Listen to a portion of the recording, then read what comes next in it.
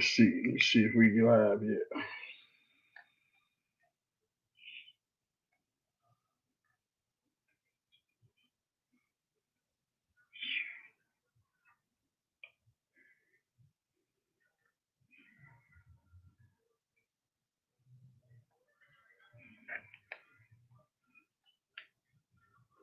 All right, we live.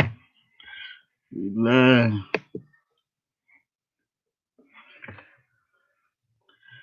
We'll play this for a few minutes while I share the show.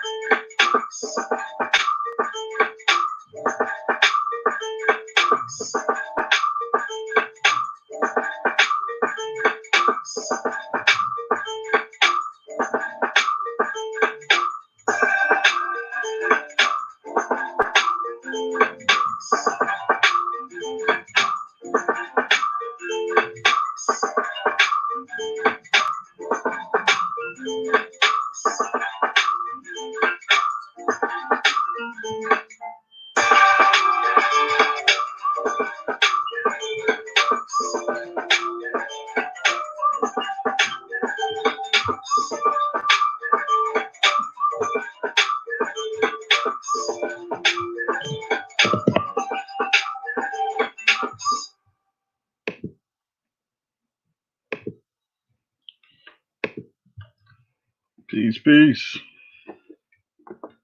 About to get started here. This is my presentation on Black is Beautiful.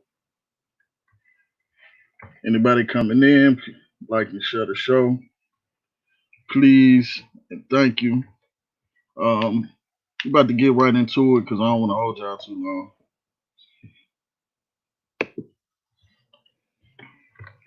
All right, what is dark skin? Dark skin is a human skin color that is rich in melanin pigments, especially eumelanin. In humans, melanin is the primary determinant of skin color. It is also found in hair, the pigmented tissue underlying the iris of the eye, and the stria vascularis of the inner ear. The melanin in the skin is produced by melanocytes, which are found in the basal layer of the epidermis, which is the skin. The epidermis is the skin. Although, in general, human beings possess a similar concentration of melanocytes in their skin, the melanocytes in some individuals and ethnic groups produce variable amounts of melanin. Some humans have very little or no melanin synthesis in their bodies, a condition known as albinism. So, again, that's all albinism is, uh, a condition that is uh, a lack of melanin or a loss of all melanin.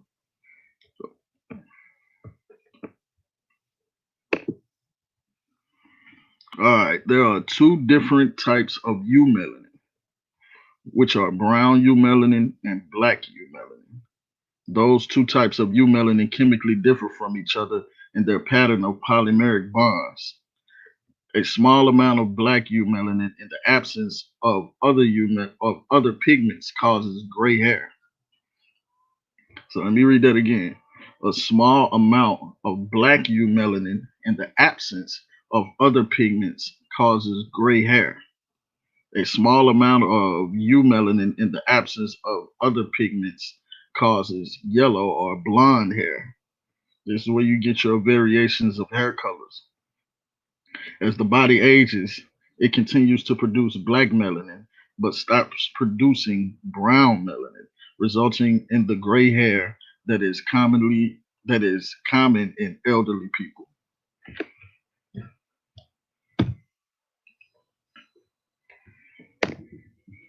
Okay, melanin pigmentation in human skin is considered as either constitutive skin color or facultative skin color. These are two types. Constitutive skin color is the amount of genetically determined cutaneous melanin pigmentation that is generated without any influence of solar radiation. So, constitutive skin color is the skin color you inherit genetically from those that came before you. Facultative skin color or tan constitutes the short lived, immediate, and delayed tanning reactions elicited by exposure to UVR. So, facultative skin color is basically the tan or the darker pigmentation that you get from solar radiation from the UV rays of the sun. Lighter constitutive pigmentations is associated with a higher sunburn response, a lower tanning response, and a greater susceptibility to skin cancers.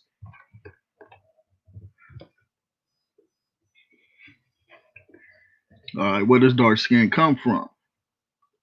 The early members of the genus Homo from the Pliocene and early Pleistocene of Africa exhibit larger bodies, relatively larger brains, and relatively longer lower limbs than did their Australopithecine predecessors. The higher activity levels and larger day ranges reconstructed for them would have required their skin be functionally naked or endowed with a high density of eccrine sweat glands in order to facilitate heat loss. This situation created a new physiological challenge for the human skin: protection of a naked integument against UVR.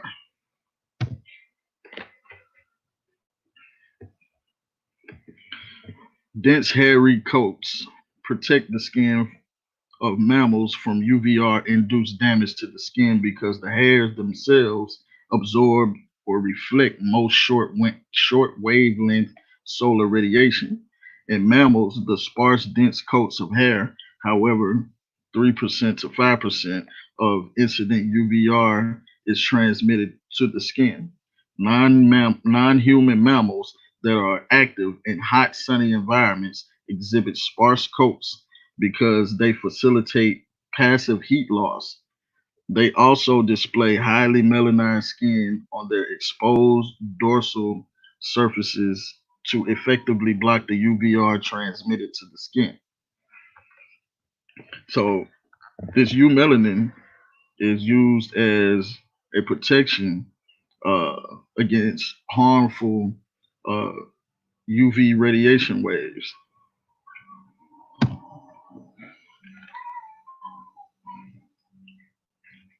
This excuse me, this evidence clearly indicates that hair loss in human lineage was coupled with increased melanization of the skin as activity levels in hot environments increase.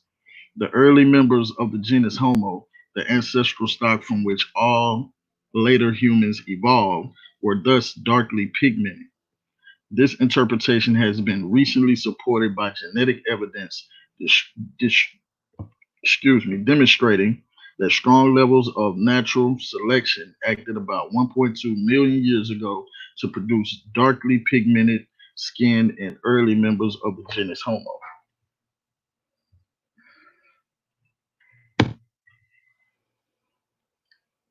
Okay, all right, this is my man's right here. Uh, if you ever seen the show Queen Sugar, this is an excellent show. I always say it's one of the best black shows on TV, if not the best black show. Um, it shows black people in a positive light, and it's a good, interesting show to watch. So if you ever get time, check that out. Highly pigmented skin does not, in fact, perceptibly increase the body's heat load under conditions of intense solar radiation. This is because for half of the solar radiation reaching the Earth's surface in the infrared, there is essentially no difference in absorption between dark and light skin. This evidence negates the claim by Bloom and others that heavily melanized pigmentation in humans could not be adaptive in the hot tropics because of the increased heat load caused by greater amounts of absorbed solar radiation.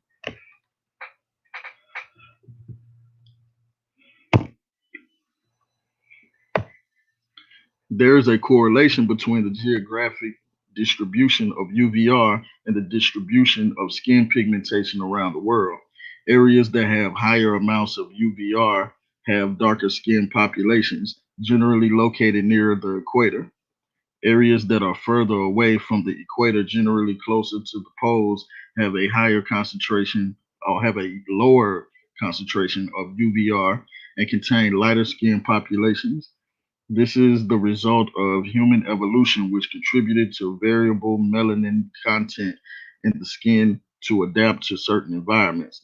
A larger percentage of dark skinned people are found in the southern hemisphere because latitudinal mass distribution is disproportionate.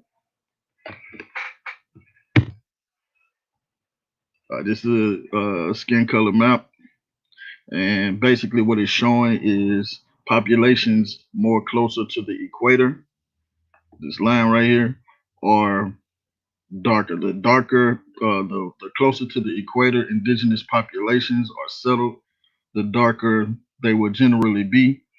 As you see, the higher you go, the lighter the skin pigmentation gets, because the further away from the equator and the uh, less intense the UVR rays will get.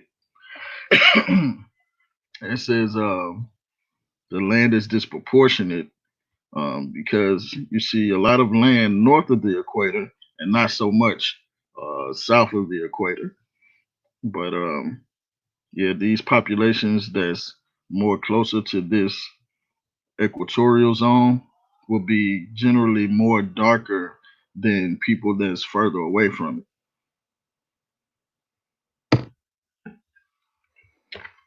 Okay, hold on one second, one second, one second. All right. The present distribution of skin color variation does not completely reflect the correlation of intense UVR and dark skin pigmentation due to mass migration and movement of people across continents in the recent past. Now, basically, what I'm saying is this does not reflect necessarily modern day because this is based on indigenous populations. And as we know, people have migrated and moved back and forth from place to place, from continent to continent. So um, this is just based on indigenous populations, but this is not necessarily what it would look like today because, people migrate, people move. That's what we do. Dark-skinned populations inhabiting Africa, Australia, Melanesia, Papua New Guinea, and South Asia all live in some of the areas with the highest UV radiation in the world. and have evolved very dark skin pigmentations as protection from the harmful sun rays. Evolution restricted humans with darker skin in tropical latitudes, especially in non forested regions where ultraviolet radiation from the sun is usually the most intense. Dark skin different dark skin populations are not necessarily closely related. I put that in bold and I underlined it because this was the initial reason for my presentation. This is what I wanted to, this is the point I wanted to hammer out because I see a lot of people thinking that all dark skin populations are related. They're not. They're not necessarily closely related. You might have a dark skinned person in Africa, you might have a dark skinned person, indigenous person in India. That don't mean that they are closely related. That don't mean that they are recently genetically related. Excuse me, just because they have dark skin. African people do not have a monopoly on dark skin. Basically, uh, your environmental pressures and your geographical location defines the color of your skin. Also, genetic inheritance. So, just because you have a dark skinned person in this part of the world and a dark skinned person or population in that part of the world does not necessarily make them the same or related.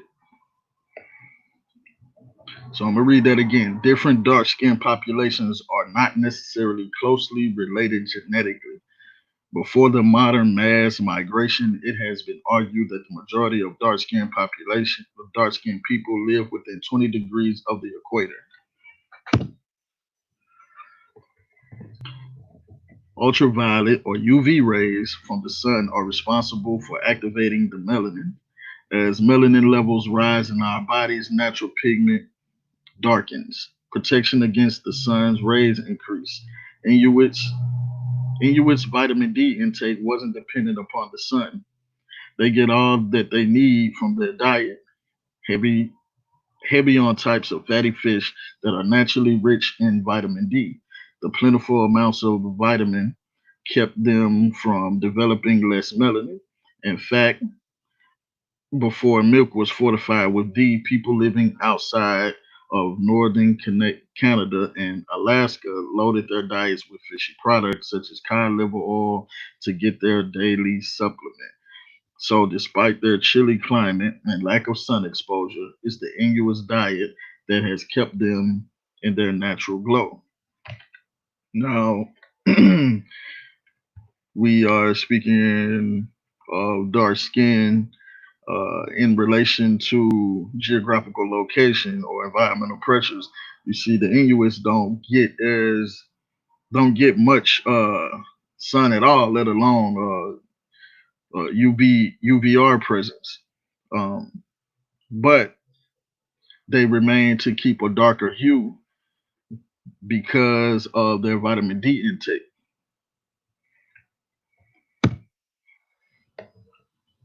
What are the benefits of dark skin? This is the quote. Work in our lab has shown that darkly pigmented skin has far better function, including a better barrier to weight loss, stronger cohesion, and a better antimicrobial defense. And we began to ponder the possible evolutionary significance of that, said Peter Ilias, MD professor of dermatology.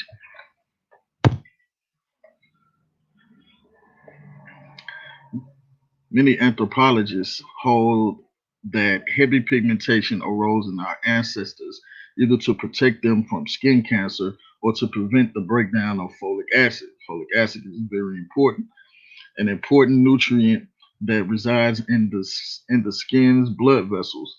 Folic acid deficiencies are associated with the congenital anomalies in offspring. Both of these pituitary protective functions would have arisen in response to heavy doses of the sun's UV rays as our newly hairless ancient ancestors moved out of the jungles onto the open savannas.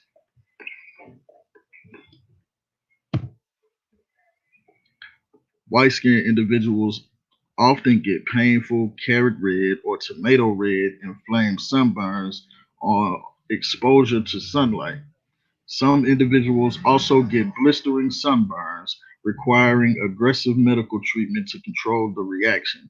Your darker skin allows you to spend a much longer time on the beach, and you probably have never experienced any blister due to sunlight. Probably. I mean, black, we can blister, we can sunburn, but no, most of us don't.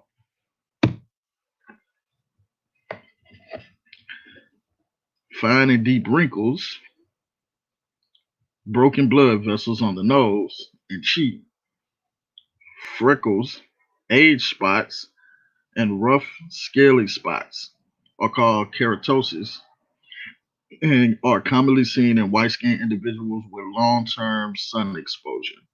These set of changes are called photoaging. This is photoaging because of natural sun protection. Your dark skin remains has your dark skin has less wrinkles and is smoother even when exposed to the same amount of sunlight. So this is an example of photoaging. You see the white guy here, he's experienced no sun, and this is how he's aged. I don't know what age he is, but I'm assuming this will be him in the same age with a lot of sun exposure. And you see the difference between no sun exposure and a lot of sun exposure. This is the result of photo aging. Yeah, you know how to say black don't crack.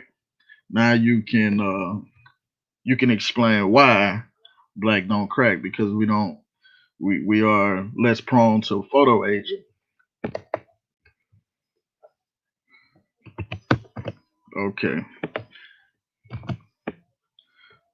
Without melanin, you can imagine white skin as a transparent covering, which allows harmful UV light to penetrate through into the lower layers of the skin.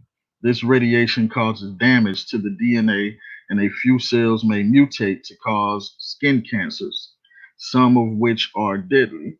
You are lucky that your natural umbrella blocks UV light effectively, and cells in different layers of the skin suffer much less damage compared to white skinned individuals.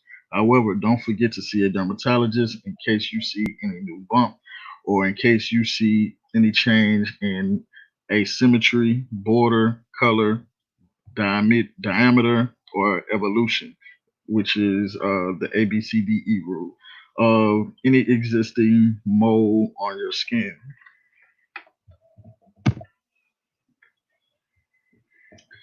No, I can't give you the pros unless I give you the cons. The disadvantages of dark skin. Dark skin.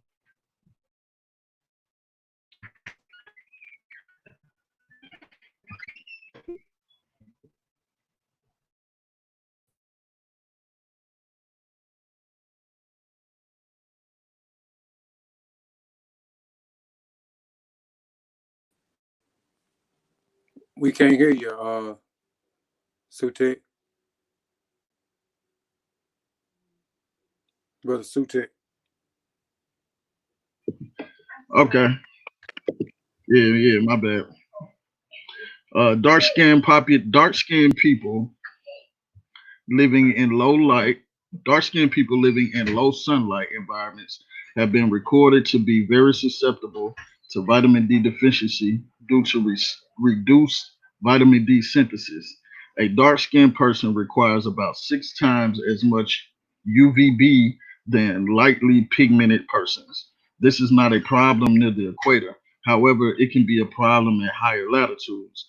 For humans with darker skin, for humans with dark skin in climates of low UVR, it can take about 2 hours to produce the same amount of vitamin D as a human with light skin produce in 15 minutes.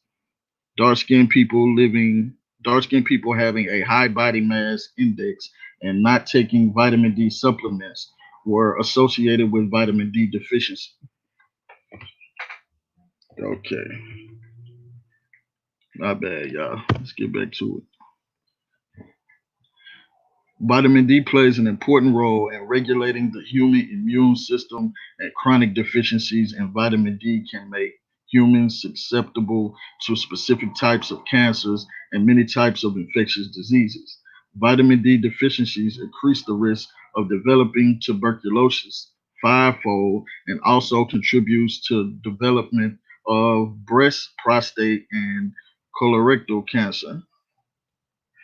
Uh, I'm pretty sure that was supposed to be colon cancer.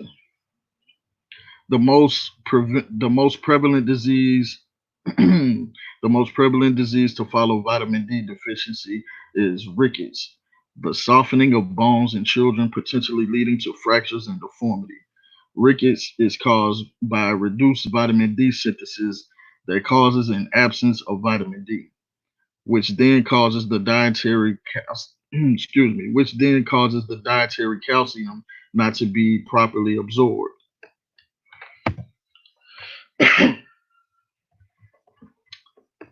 Okay, hold on. This disease in the past was commonly found among dark-skinned Americans of the southern part of the United States who migrated north into low sunlight environments. The popularity of sugary drinks and decreased time spent outside have contributed to the significant rise of developing rickets. Deformities of the female pelvis related to severe rickets impair normal childbirth, which leads to higher mortality of the infant, mother, or both. Vitamin D deficiency is most common in regions with low sunlight, especially in the winter. Chronic deficiencies in vitamin D may also be linked with breast, prostate, colon, and ovarian and other types of cancers. So, vitamin D deficiency is very important. We need to make sure we get our vitamin D straight, especially being a people of dark skin who rejects black beauty and why. Skin bleaching is a fad that gains popularity each year. Skin bleaching refers to the practice of using chemical substances in an attempt to lighten the skin or provide an even skin color by reducing the melanin concentration in the skin. Several chemicals have been shown to be effective in skin whitening, while some have been proven to be toxic or have questionable safety profiles. Due to globalization of Eurocentric standards of beauty, women and men of high U melanin feel the need to lighten their skin to feel attractive or high or accepted in society or even to get entertainment gigs. You see the sister over here with the dark skin, she's looking kind of sad. And once they hit her with that skin bleach cream, she looks very excited. What does that say to our children? What does that say to our babies? That black skin is bad. That black skin is not beautiful. You know, Black China was one of these people that was pushing this skin bleaching cream. I think she went over to Africa. I think it was last year or the year before last, trying to push this skin bleaching cream. Um, and as you see, she obviously is also a client too. Um, and we got Lil Kim on the right. Not only did she bleach her skin, she did some of everything else. Uh, she went the Michael Jackson route, but She white now. She she white. white. I don't know why she did that to herself. She's a beautiful black girl, black woman. In a number of African countries, between 25 and 80% of women regularly use skin whitening products. In Asia, this number is around 40%. In India, over half of skincare products are sold to whiten skin. So in India, half of the skincare products that are sold in general are related to skin whitening. That's crazy. In India, the sales of skin whitening creams in 2012 totaled around 258 tons, and in 2013, sales were about $300 million. As as of 2000 and as of 2013, the global market for skin lightening was projected to reach 19.8 billion by 2018 based on sales growth primarily in Africa, Asia, and the Middle East. Now, I don't know if this is the lighting or if Beyonce is using skin lightening creams. I don't want nobody to feel offended because I know Beyonce got some super fans. But if I'm wrong, I'm wrong. In the United Kingdom, many skin whiteners are illegal due to the possible adverse effects. Such products are frequently still sold even after shops have been prosecuted. Trading standards departments lack resources to deal with the problem effectively. So even after these places are being closed down and prosecuted, they still getting back up on their feet and selling these skin whitening products. That must mean it's a lot of money in this line. So why is black beautiful? My conclusion is that black is beautiful because black is melanin that connects us to our ancestral populations and to our ancestral homeland. Melanin is beneficial to the environmental pressures of our indigenous land, and is passed to us through our ancestors. Black isn't just an identity, it is an inheritance and a culture.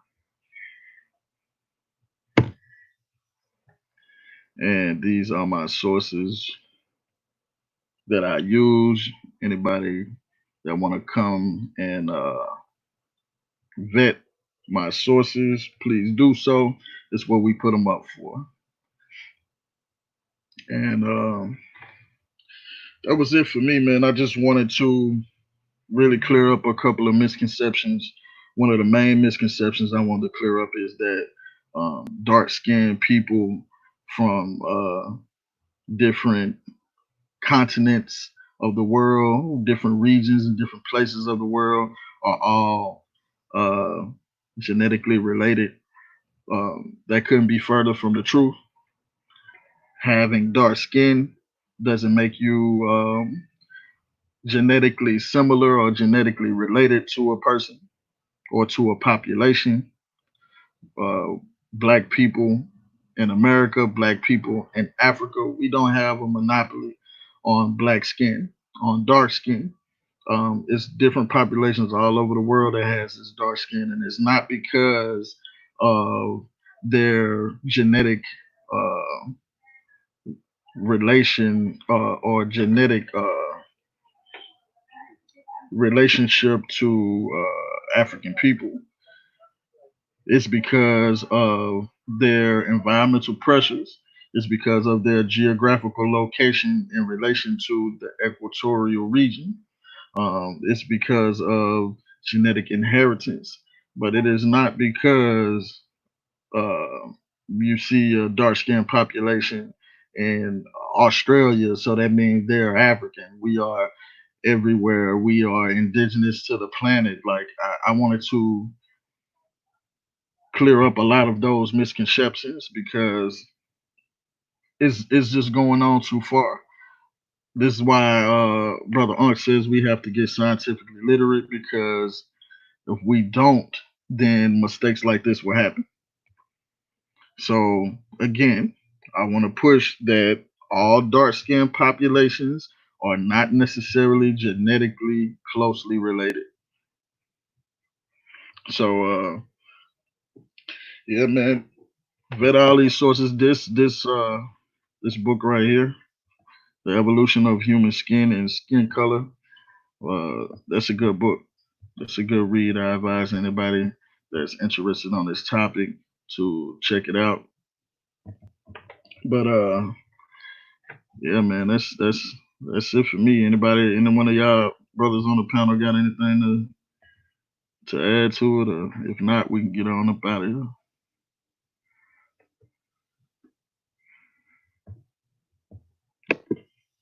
Nope.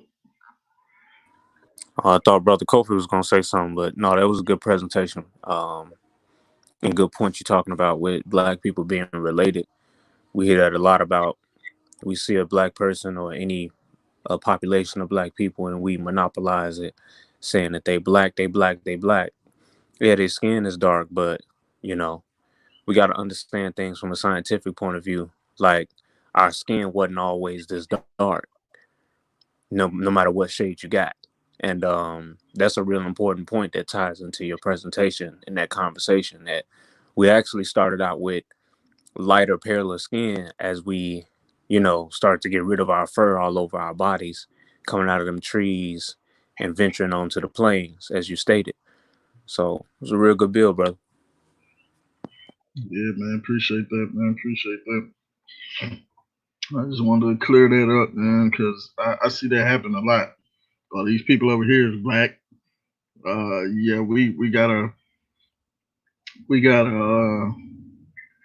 figure something out. We gotta set up some type of system because black it can be a very ambiguous term.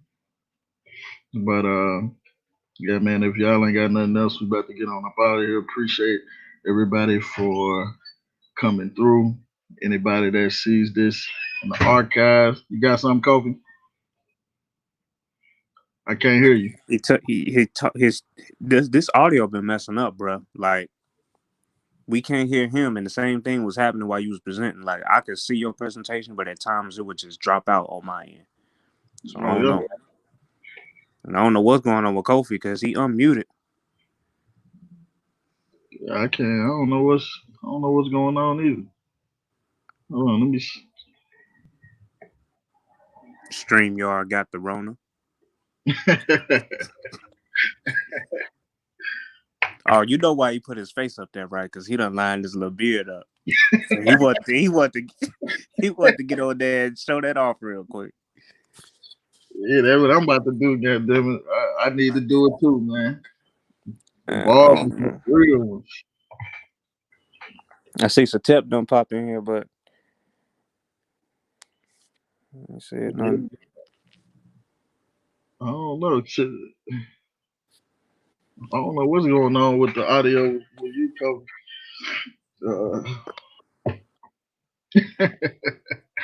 Yeah, man. But yeah, if anybody else got nothing, man, I don't know what's going on with Kobe. But ain't nobody else got nothing, man. We finna get on up out of here. This was a quick little presentation just to get my point across. And I will be coming back with more soon. I might come back again this week. It just depends. But appreciate y'all for coming through, effing with me. I'm finna get on up out of here. Odabo.